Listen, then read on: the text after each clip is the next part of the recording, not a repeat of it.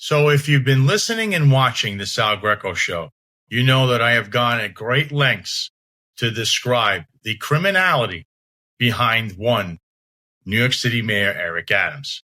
I have detailed in the past his associations that are very suspect, his ongoing, never-ending saga with his own administration in New York City Police Department, where they are being sued left and right, which is costing taxpayers millions, probably hundreds of millions of dollars before this is all said and done. They have a sexual harassment problem. And one of the other main things has been contributions to Eric Adams' campaign. As we know, Eric Adams was in trouble. He was indicted because he was taking straw donations, actually $10 million worth of public matching funds. Somehow the Trump Justice Department, in my opinion, corruptly got rid of this case.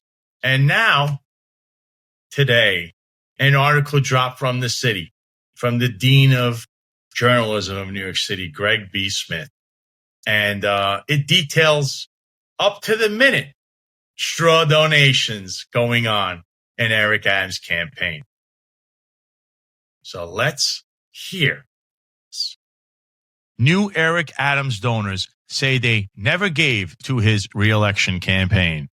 An investigation by the city uncovered Adams donors who insist they didn't donate, a donor who paid with a credit card linked to their employer, and donors who don't live where they claim to. This is by Greg B. Smith, the Dean of Journalism in New York City, and Heidi Chu. Just weeks after the Trump administration pulled off the dismissal of corrupt fundraising charges against Mayor Eric Adams, it appears that his re-election campaign was at it again, an investigation by the city has found. The Adams campaign in May once more accepted funds from individuals who appear to be straw donors and submitted them to the city's 8-to-1 public matchings dollar program. Two individuals listed by the campaign as making donations eligible for matching funds told the city they are unemployed and did not give to Adams or any other candidate. Another contribution for which Adams sought a match was paid for by a credit card linked to the donor's employer. 3 donors listed addresses where they do not appear to live. The city is keeping the names of alleged donors anonymous out of concerns of possible retribution. These suspect contributions came as part of 2 waves of donations to the Adams 2025 campaign made in May, shortly after Adams celebrated a federal judge's April 2nd order dismissing the corruption and bribery case. 10 donations arrived on May 3rd, while 7 more showed up 9 days later. The 17 contributions netted Adams $35,700 and generated 16 matching fund claims that would, if deemed eligible by the city campaign finance board, add another $32,000 to his coffers. If Adams' overall public matching funds request is approved, the campaign estimated it would obtain more than $3 million in taxpayer-funded subsidies. All the donations were for the maximum amount allowed, $2,100, and all were paid by credit card. Many of the donors contacted by the city do not speak English, but their donations were made through the city's online donation system, contribute.nycvotes.org, which is posted in English only. 10 of these donations are connected to one company, All-Star Home Care Agency in Sunset Park, Brooklyn, including several made by All-Star employees and their relatives. In fact, most of the contributors were from people of modest means. 2 reported on contribution forms they were unemployed. There were 7 home health aides who typically earn about $20 per hour, a front desk clerk, a secretary, a preschool teacher, a hairstylist, and a laundromat worker. 16 of the 17 donors had not donated to any New York City politician in the last 2 decades. The mother-in-law of one of the donors expressed surprise at the notion that her son-in-law, who is an all-star personal care aide, could have given thousands of dollars to Adams' campaign. Quote, "I find it impossible," she told the city. "If you had said something like $210, I would have said, okay, maybe. But $2,100? He really has very little money. I don't think he even makes $2,100 a month." end quote. Adams has insisted neither he nor his campaign have ever knowingly accepted an illegal donation. But again and again, he's been shadowed by accusations of using straw donations to net the coveted 8-to-1 public match. Straw donations are an illegal way for donors seeking clout to get around campaign contribution limits by funding multiple donations that mask the true source. Todd Shapiro, the campaign's spokesperson, did not respond to the city's emailed questions about specific suspect donations, why they were submitted for matching claims, and what the campaign does to ensure they only submit eligible claims. Instead, on Wednesday, he issued a general statement promising to work with the CFP to resolve any issues. Quote, as with any campaign receiving thousands of contributions, there may be a small number of instances requiring clarification or review, he wrote. In such cases, our campaign works closely and proactively with the CFP to ensure full compliance with all applicable regulations. Where necessary, donations have been voluntarily returned in accordance with CFP guidance and our long-standing commitment to transparency and integrity, end quote. Mayor Adams' campaign is on track to be fully funded and is well positioned to compete vigorously in the general election, he added. The indictment filed against Adams last fall charged him with soliciting and accepting thousands of dollars of such donations. To date, an Adams associate and a local businessman have pleaded guilty to orchestrating straw donor schemes, and a mayoral aide has said he plans to admit to yet another dubious donation scheme. The Campaign Finance Board, meanwhile, continues to investigate whether the illegal donations flagged in the now defunct indictment were limited to the ones referenced by the Manhattan federal prosecutors. In December, the CFB said its preliminary review found 1/3 of his 2021 matching funds claim were likely invalid. Adams won the Democratic primary nomination by just over 7,000 votes in that campaign.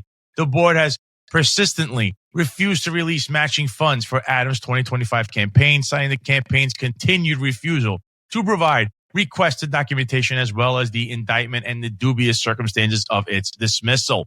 Susan Lerner, executive director of the nonpartisan watchdog group Common Cause, called Adams' track record of submitting invalid claims for matching funds truly extraordinary. Quote, it's a persistent pattern, a continual attempt to game the system, she said.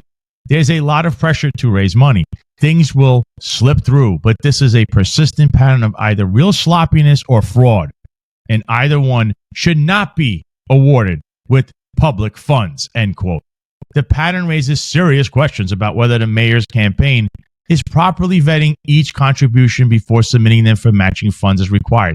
Only donations from New York City residents who certify that the source of the funds is their own are eligible for a public match up to the first $250. Last week, the board again denied the mayor's request for matching funds, citing the campaign's refusal to address the board's past concerns about dozens of suspect donations and several undocumented fundraising events. This campaign finance board declined to comment on the May donations flagged by the city. What donation?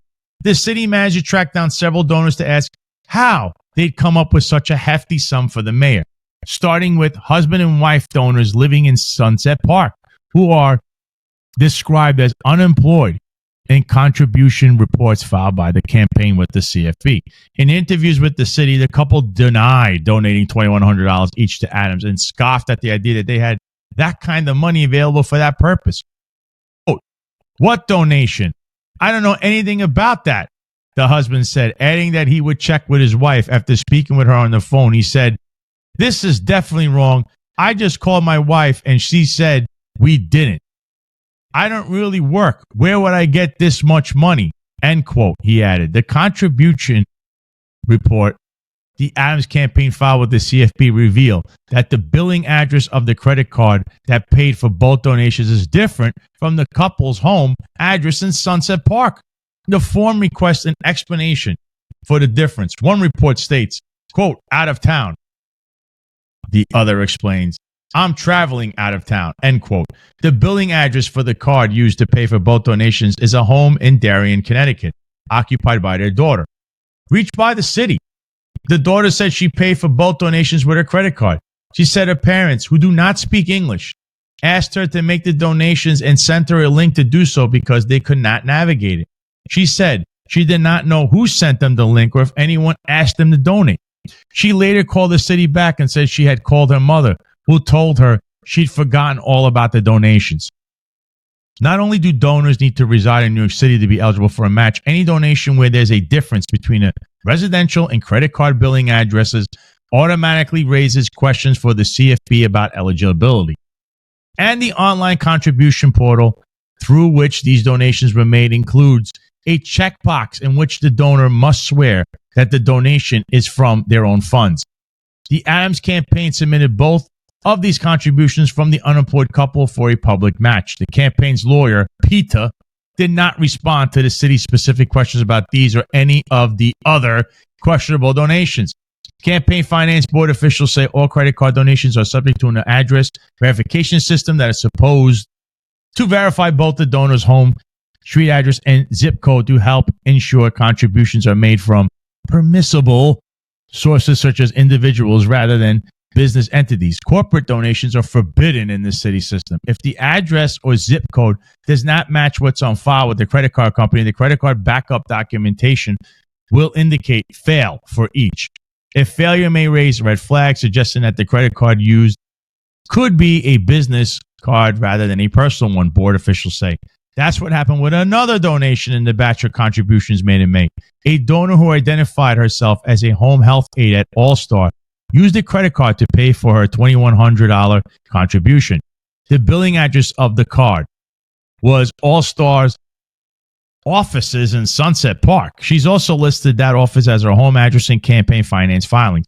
Wayman Liu, All-Star's administrator, asserted in a brief email that All-Star and its representatives adhere strictly to all applicable campaign finance laws and regulations. We do not comment on individual donations or internal matters. Liu added the agency has no information on the contributions referenced and does not coordinate, encourage, or reimburse political donations in any manner that violated legal standards.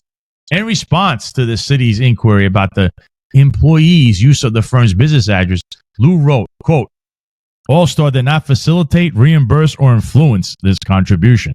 The employee used personal funds for her donation, consistent with our strict policy prohibiting corporate political contributions. While we don't monitor employees' personal financial transactions, we have verified she has no corporate credit card. We are reminding all employees to ensure personal activities comply with campaign finance laws. End quote. All-Star has had some interaction with city government during Adams' term. In 2023, he sought to rezone a former synagogue in Gravesend, Brooklyn, to convert it into a 6-story residence with ground floors and basement set aside for an elderly daycare center. The City Planning Commission, which is controlled by mayoral appointees, approved the request in May of that year. The address verification system listed both home health aides address verification and zip code verification as fail on a contribution report obtained by the city via the Freedom of Information Law. Though this is a document the campaign would be able to review, the Adams campaign nevertheless submitted that donation for a public match.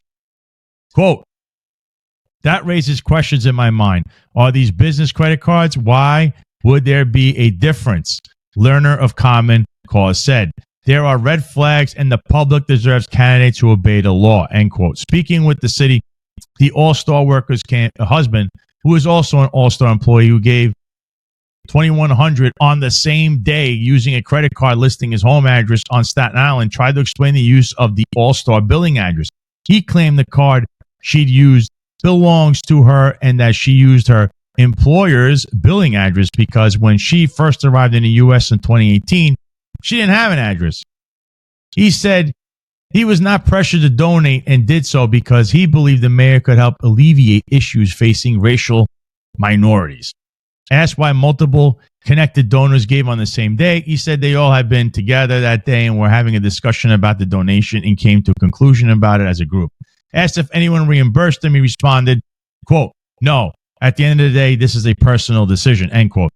The contribution report of another donor identified himself as an All-Star home health aide, provided a credit card billing address in Brooklyn, but a residential address in Staten Island. The Adams campaign submitted that contribution as eligible for a match. The CFP's review is not yet available, and the donor did not respond to the city's request for comment. Another husband and wife who coughed up $2,100 apiece hold modestly paying jobs. He works at another Sunset Home Health firm 2 blocks from All-Star, while she works in a hair salon. Asked about the $2,100 donations, the hair salon employee initially said that she didn't know about a donation to Eric Adams. Quote, "I don't know if it's me or my daughter," end quote, she added. Told that records show she and her husband are listed at Adams as Adams donors. She then said they had donated. Asked why they chose to support Adams, she replied, quote, "I don't really know how to explain. It sounded like he could help us if we supported him," end quote. Dubious history.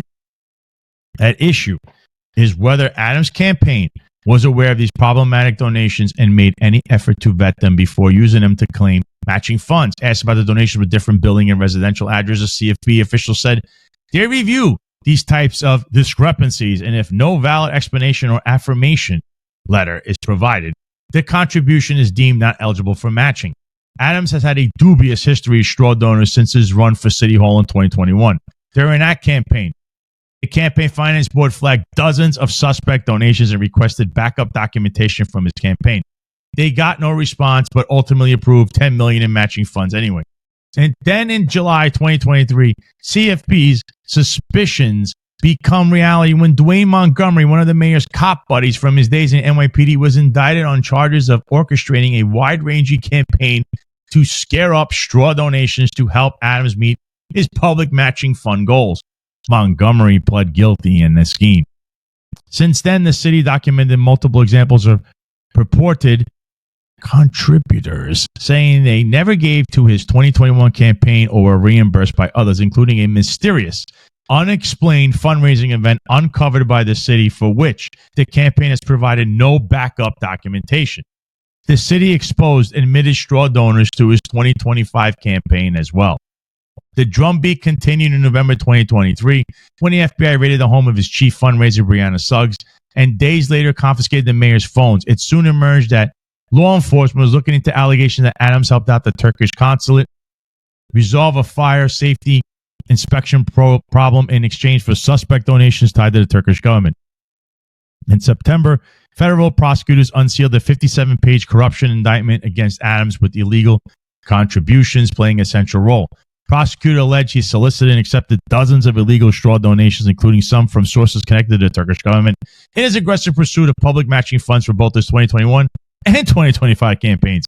Since then, Erkan, a Turkish businessman based in Brooklyn, has pled guilty to choreographing a straw donor scheme for Adams, while a mayoral aide, Mohammed Bahi, has said he plans to plead guilty to a scheme that relied on a contractor with ties to the Uzbekistan government.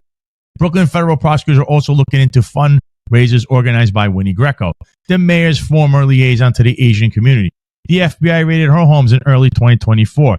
Greco recently reemerged as Adams' 2025 campaign launch. Throughout all of this, Adams has insisted he knew nothing of improper contributions. After his indictment was dismissed in April, he then began obliquely criticizing unnamed aides he implied were responsible. Last month, Adams fought back strongly, filing a lawsuit arguing that once the federal corruption case was dismissed, the Campaign Finance Board no longer could justify denying him his requested matching funds. The board countered that regardless of the dismissal of the federal case, it acted appropriately because of his campaign's continued failure to respond adequately to the board's demand for documentation. 2 weeks ago, a federal judge tossed the case, ruling that the campaign's non-response to CFP's demands justified the denials of matching funds. The board's pursuit of these documents and communications regarding dubious donations is ongoing. Frank Carone, chairman of Adams' re-election campaign and his former chief of staff, remains defiant, promising that the campaign plans to file a comprehensive response to the CFP's denial this week, demanding it reassesses its position and immediately provide the requested public dollars. He took issue with the board's categorization of dozens of contributions as suspected straw donations, stating, quote, you say suspected, we say full compliance, and salacious, unsubstantiated allegations, none of which have even alleged campaign culpability, none, zero, end quote. You just read and heard the facts. President Trump and the Southern District of New York, and for that matter, Alvin Bragg, you should be right now determining how you're going to indict Eric Adams and his cronies, because anything short of that shows that it truly is a two-tier justice system.